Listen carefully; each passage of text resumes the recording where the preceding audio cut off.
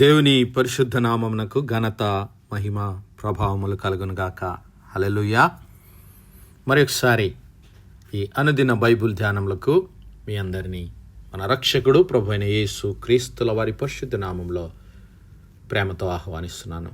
ప్రియులారా, యేసు క్రీస్తు ప్రభుల వారు మరి పునరుత్థానుడిగా లేచిన తర్వాత 40 దినముల వరకు శిష్యులకు అగుపడుతూ దేవుని రాజ్యమును గురించి అనేక విషయాలను బోధించి అనేక ప్రమాణాలను, రుజువులను వారికి కనబరిచి మరి ఆయన వారికి ఇచ్చిన ఆజ్ఞ ఏమిటి అంటే అపోస్తల కార్యములు 1వ అధ్యాయం 4వ వచనంలో ఆయన వారిని కలుసుకొని వారికి ఇలాగూ ఆజ్ఞాపించెను, మీరు యెరూషలేము నుండి వెళ్ళక నా వలన వినిన తండ్రి యొక్క వాగ్దానము కొరకు కనిపెట్టుడి. యోహాను నీళ్లతో బాప్తిస్మమిచ్చను గాని కొద్ది దినములలోగా మీరు పరిశుద్ధాత్మలో బాప్తిస్మము పొందుదురా. నేను హల్లెలూయా. మరి దేవుడు యేసు క్రీస్తు ప్రభుల వారి నామమందు అనుగ్రహించబోయేటటువంటి పరిశుద్ధాత్మ అభిషేకము కొరకు, పరిశుద్ధాత్మ నింపుదల కొరకు, పరిశుద్ధాత్మ శక్తిని పొందుకోవడానికి, ఆ ఆదరణకర్త అయినటువంటి పరిశుద్ధాత్మని పొందుకోవడానికి యెరూషలేములో వేచి ఉండమని యేసు క్రీస్తు ప్రభుల వారు తన శిష్యులకు ఆజ్ఞ ఇచ్చాడు. యోహాను సువార్త 14వ అధ్యాయంలో మనం చదువుకుంటాం, ఇదిగో నేను తండ్రి యొద్దకు వెళ్ళుచున్నాను గనుక నేను చేయు క్రియలు నాయందు విశ్వాసముంచువాడును చేయను, వాటికంటే మరి గొప్పవి అతడు చేయను. మీరు నా నామమున దేనిని అడుగుదురో తండ్రి కుమారుని యందు మహిమపరచబడుటకై దాన్ని చేతును. నా నామమున మీరు నన్నేమి అడిగినను నేను చేతును. మీరు నన్ను ప్రేమించిన ఎడల నా ఆజ్ఞలను గైకొందురు. నేను తండ్రిని వేడుకొందును, మీ యొద్ద ఎల్లప్పుడూ ఉండుటకు ఆయన వేరొక ఆదరణకర్తను అనగా సత్యస్వరూపియగు ఆత్మను మీకు అనుగ్రహించును అని క్రీస్తు ప్రభుల వారు వాగ్దానం చేశాడు. అలాగే తండ్రి అయిన దేవుడు పాత నిబంధన గ్రంథ కాలంలో తన ప్రవక్తల ద్వారా వాగ్దానం చేశాడు. అంత్య దినములలో నేను నా ఆత్మను మీ మధ్యన ఉంచుతాను, నా ఆత్మను మీ పైన కృమ్మరిస్తాను, నా సన్నిధిని మీకు అనుగ్రహిస్తాను, మీ హృదయములలో నా ధర్మశాస్త్రాన్ని ఉంచుతానని వాగ్దానం చేసిన దేవుడు మరి ఆ పెంతెకోస్తు పండుగ దినాన పరిశుద్ధాత్మ దేవుని సంఘంలోనికి పంపించడం మనం చూస్తూ ఉన్నాం. యేసు క్రీస్తు ప్రభుల వారి ఆజ్ఞను పొందుకున్నటువంటి ఆ శిష్యులు మరి ఆయన ఆరోహణమై వెళ్ళిపోయిన తర్వాత దివారాత్రములు ఆ యొక్క వాగ్దానము కొరకు కనిపెడుతూ ఉన్నారు. అపోస్తల కార్యములు 2వ అధ్యాయం మొదటి నుంచి గమనిస్తే, పెంతెకోస్తు పండుగ దినము వచ్చినప్పుడు అందరూ ఒకచోట కూర్చుండి ఉండిరి. హల్లెలూయా. పెంతెకోస్తు పండగ దినము మరి యూదా ప్రజలు పాత నిబంధన గ్రంథంలో మనము గమనించినట్లయితే ద్వితీయోపదేశకాండం 16వ అధ్యాయం 16వ వచనంలో సంవత్సరంలో ఇశ్రాయేలు ప్రజలు యవనస్తులు మరి తప్పకుండా ముమ్మారు దేవుని సన్నిధిని యెరూషలేమును వారు దర్శించాలి. మొట్టమొదటిది పస్కా పండుగ, రెండవది పెంతెకోస్తు పండుగ, మూడవది పర్ణశాలల పండుగ. ద్వితీయోపదేశ కాండము 16వ అధ్యాయం 16వ వచనాన్ని ఒకసారి మనం చూస్తే, ఏటికి 3 మార్లు అనగా పొంగని రొట్టెల పండుగను అనగా పస్కా పండుగను, వారముల పండుగలోను అనగా పెంతెకోస్తు పండుగ, పర్ణశాలల పండుగలోను అనగా the feast of tabernacle. 3 times in a year shall all thy males appear before the Lord thy God in the place which he shall choose, in the feast of unleavened bread, and in the feast of weeks, and in the feast of tabernacles. And they shall not appear before the Lord empty. వారందరూ దేవుని సన్నిధిలో కనబడాలి.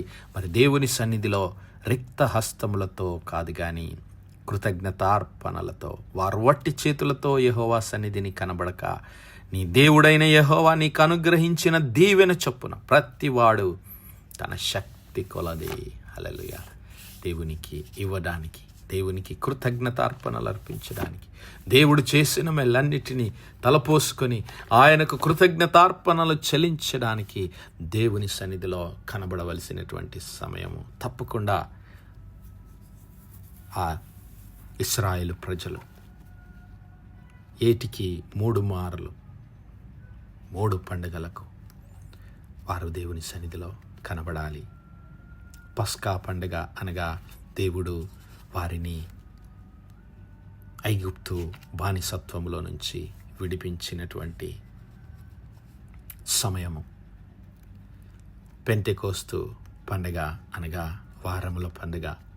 ఆ తర్వాత వారు బయటకు వచ్చిన తర్వాత, ఇశ్రాయేలు ప్రజలను ఆయన విమోచించిన తర్వాత, మరి 50వ దినమున 7 వారములు గడిచి 1 దినము 50వ దినము పెంతెకోస్తు పండగ, దేవుని సన్నిధిని జరుపుకునేటటువంటి పండగ. అలాగే పర్ణశాలల పండుగ, దేవుడు చేసిన మేలన్నిటిని బట్టి మరి దేవుని సన్నిధానాలు, దేవునికి కృతజ్ఞతార్పణలు చెల్లించవలసిన సమయం. పెంతెకోస్తు పండుగ అనగా మరి హార్వెస్ట్ టైం, కోతకాల సమయం అది. అలాగే మరి దేవుడు చేసిన మేలన్నిటిని బట్టి, దేవుడిచ్చిన విజయమును బట్టి, దేవుడిచ్చిన రక్షణను బట్టి, దేవుడిచ్చిన విడుదలను బట్టి దేవుని సన్నిధిలో వారు ఆచరించే పండుగ ద ఫీస్ట్ ఆఫ్ టబర్నాకిల్స్. ఈ 3 పండుగలు మరి ఇశ్రాయేలు ప్రజలకు దేవుడు తప్పక ఆచరించవలెనని ఇచ్చినటువంటి ఆజ్ఞ అయి ఉంటున్నది. అయితే ఆ క్రీస్తు ప్రభుల వారు మరి కల్వరి శిలువలో మరణించి పునరుత్థానుడుగా తిరిగి లేచాడు. అయితే అప్పటి నుండి 50వ దినము ఆయన పునరుత్థానుడుగా లేచినప్పటి నుంచి 50వ దినము క్రీస్తు ప్రభుల వారు ఆజ్ఞాపించిన మాదిరిగా ఆ శిష్యులందరూ యెరూషలేములో మేడగది పైన వారందరూ ఒక్కచోట కూర్చుండి వారందరూ ప్రార్థిస్తూ ఉన్నారు దేవుని సన్నిధిలో. ఇదిగో పెంతెకోస్తు పండుగ దినం వచ్చినప్పుడు వారందరూ ఏక మనస్సుతో with one accord in one place దేవుని సన్నిధిలో కనిపెడుతూ ఉన్నారు క్రీస్తు ప్రభుల వారు ఇచ్చినటువంటి ఆజ్ఞను బట్టి. అయితే అప్పుడు వేగముగా వీచు బలమైన గాలి వంటి ఒక ధ్వని ఆకాశము నుండి అకస్మాత్తుగా వారు కూర్చుండి ఉన్న ఇల్లంతయు నిండెను. మరియు అగ్ని జ్వాలల వంటి నాలుకలు విభాగింపబడినట్లుగా వారికి కనబడి వారిలో ఒక్కొక్కని మీద వ్రాలగా అందరూ పరిశుద్ధాత్మతో నిండిన వారై ఆ ఆత్మ వారికి వాక్శక్తి అనుగ్రహించిన కొలది అన్య భాషలతో మాట్లాడసాగిరి. హల్లెలూయా. మరి క్రీస్తు ప్రభుల వారు వాగ్దానము చేసిన మాదిరిగా దేవుడు ఆదరణకర్త అయినటువంటి పరిశుద్ధాత్మని మరి సంఘము యొద్దకు పంపించాడు. సంఘంలో మరి సంఘంతో కలిసి దేవుని సువార్తను, దేవుని ప్రేమను ముందుకు తీసుకెళ్ళడానికి దేవుడు తన పరిశుద్ధాత్మను ఈ లోకంలోనికి పంపించాడు. అయితే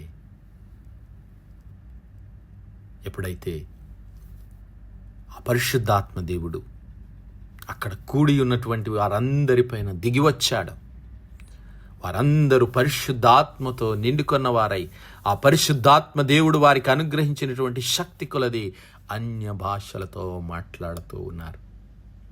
అన్య భాషల్లో వారేం మాట్లాడుతూ ఉన్నారో తెలుసా ప్రియులారా? 11వ వచనంలో వారు మాట్లాడిన మాటలు విన్నటువంటి వారు, ఇదిగో క్రేతీయులు, అరబీయులు మొదలైన మనం అందరమును వీరు మన భాషలతో దేవుని గొప్ప కార్యములను వివరించుట వినిచున్నామని చెప్పుకొనిరి. ఎప్పుడైతే పరిశుద్ధాత్మ దేవుడు ఇదిగో అగ్ని జ్వాలల వంటి నాలుకల వలె విభాగింపబడి వారందరి ఒక్కొక్కరి మీద వాలినప్పుడు వారందరూ దేవుని పరిశుద్ధాత్మ శక్తిని పొందుకొన్న వారై దేవుని గొప్ప కార్యములను అన్య భాషలో వారు వివరిస్తూ ఉన్నారు. అయితే అక్కడున్నటువంటి ఆ జనమునకు అర్థం కాలేదు అక్కడ ఏం జరుగుతుందో. అక్కడ అనేక భాషలు మాట్లాడువారున్నారు. పార్థీయులు, మాదీయులు, ఏలామీయులు, మెసొపొతేమియా, యూదయ, కప్పదొకియా, పొంతు, ఆసియా, పుగ్రియా, పుంపులియా, ఐగుప్తు అను దేశములందలి వారు, కురేనియా దగ్గర లిబియా ప్రాంతముల యందు కాపురమున్నవారు, రోమా నుండి పరవాసులుగా వచ్చిన వారు, యూదులు, యూదా మత ప్రవిష్టులు, క్రేతీయులు, అరబీయులు, ఎన్ని భాషల మంది ఉంటే అన్ని భాషల్లో వారు దేవుని స్తుతిస్తూ దేవుని గొప్ప కార్యములను వారు వివరిస్తున్నారు. అయితే కొంతమంది అనుకున్నారు వీరు మత్తులుగా ఉన్నారు, కొంతమంది అనుకున్నారు ఏంటి వీరు పొద్దున్నే ఇంత ఉదయకాలమే మత్తులుగా ఉన్నారన్నారు. కానీ పేతురు అంటూ ఉన్నాడు, మీరు ఊహించినట్లు వీరు మత్తులు కారు. ప్రొద్దు పొడిచి జామైనా కాలేదు.